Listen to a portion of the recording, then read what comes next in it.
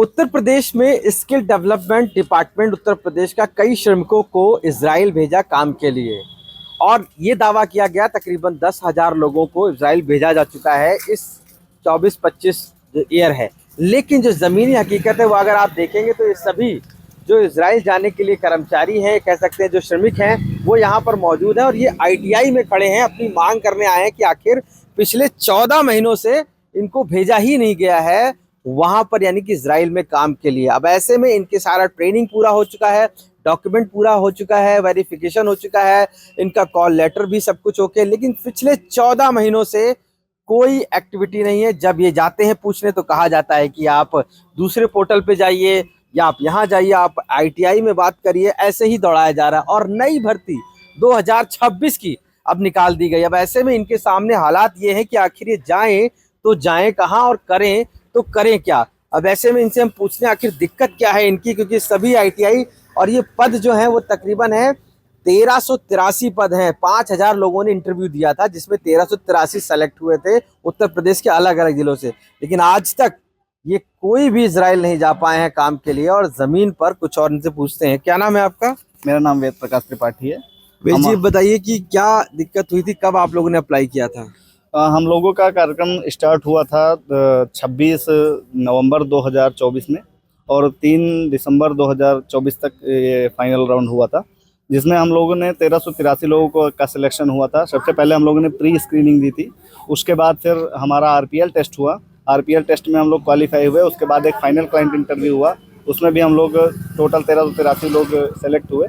उसके बाद हमारा मेडिकल हुआ, PCC हुआ, सारा कुछ हम लोगों ने वाराणसी गवर्नमेंट ITI करौंदी में जमा किया, नेशनल वो SIIC में जमा करके आए।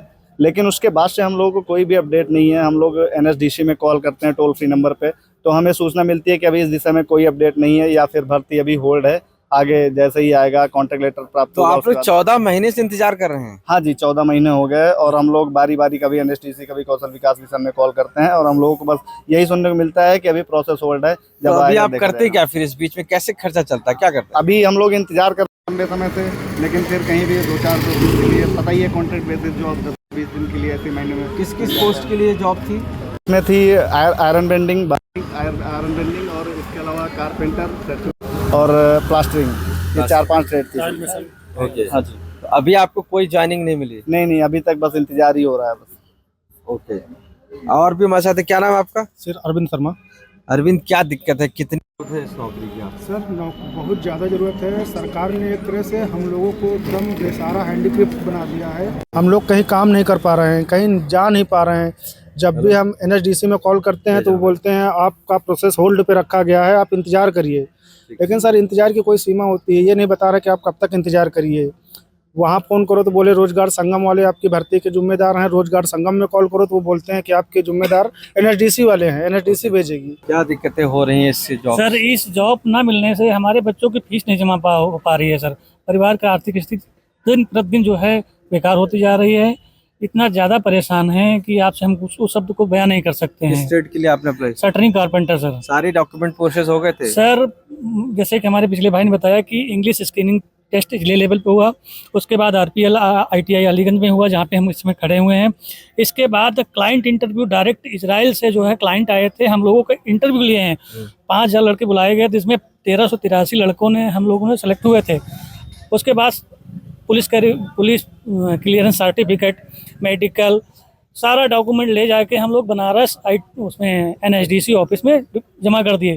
उसके बाद से हम लोग जब भी कॉल करते हैं NSDC या जिला सेवा योजना अधिकारी अपनी DO मैडम से बात करते हैं तो यही वेट करने के लिए बोलते हैं कि सिर्फ आप वेट करिए, इसके बाद कोई मतलब ठोस जवाब नहीं। अब ये हालत है कि 6 महीने से मेरे छोटे वाले बेटे की फीस नहीं जमा हो सकी, इतनी हालत ख़राब है। तो आपके माध्यम चैनल के ये जो आप 10,000 दावा कर रहे हैं, लिख रहे हैं कि 10,000 जॉब दे चुके हैं। अब सर ये तो सरकार ही बताएगी, हम तो कुछ इस विषय में जानते नहीं, लेकिन ये गलत सर ये हमारे श्रम मंत्री अनिल राजभर जी, वो उन्होंने अभी 2-3 दिन पहले मीडिया के माध्यम से बताया कि 10,000 हम कैंडिडेट इजराइल भेज चुके हैं और 10,000 हम भेजने की तैयारी में हैं। जबकि अभी तक केवल 5800 श्रमिक यहाँ से गए हैं भारत सरकार के माध्यम से।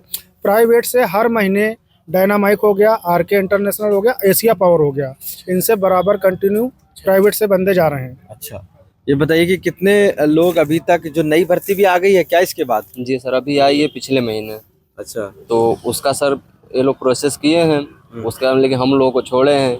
लगभग सर जब नए भर्ती आए थे तो 2-3 महीने कंटिन्यू हम लोगों का बर्बाद हुआ है। 2-3 महीने तो हम लोग बैठे ही बैठे हैं, क्योंकि कभी ट्रेनिंग टेस्ट के लिए बुलाया गया, कभी आरपीएल ट्रेनिंग के लिए बुलाया गया, तो हम लोग अपना काम छोड़, हम लोग सुबह में, ठंडी के दिन थे, हम लोग सुबह 5 बजे 6 बजे 8 बजे लोग बुला देते थे, तो हम लोग 5-6 बजे घर से निकलते थे, आने में जो भी आधा घंटा लगता था। हम लोग इतने जो है कि मेहनत किए हैं, फिर भी हम लोग को रोका जा रहा है। क्या नाम है आपका, कहाँ से? श्याम सुंदर चौहान, लखनऊ से। आप लोग क्या चाहते हैं?